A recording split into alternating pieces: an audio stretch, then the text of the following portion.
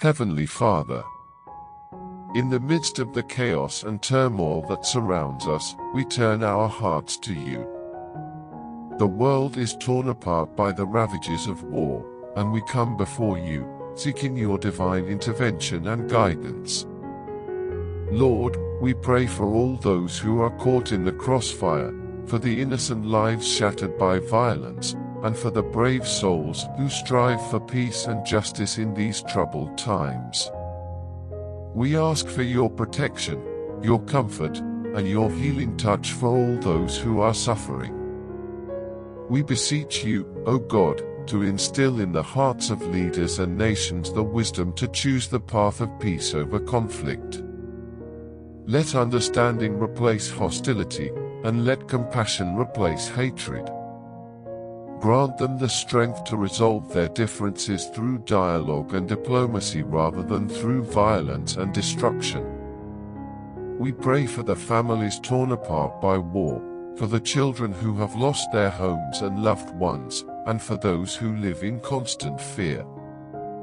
May your presence be a source of solace and strength for them, giving them hope even in the darkest of times.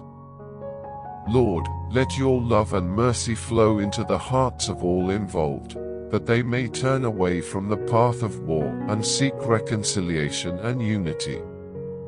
Help us all to remember that violence only begets more violence, and that true peace can only be achieved through understanding, forgiveness, and love. We thank you for the countless acts of kindness and bravery that emerge even in the midst of conflict. May these acts of goodness inspire us all to work towards a world where peace prevails. Lord, we place our hope in you, for you are the source of true peace. We pray for an end to this war and for a brighter, more peaceful future for all. In your name, we humbly ask for blessings and healing for our world. Amen. Remember, even in the darkest moments, a single act of kindness can light up the path to a better tomorrow.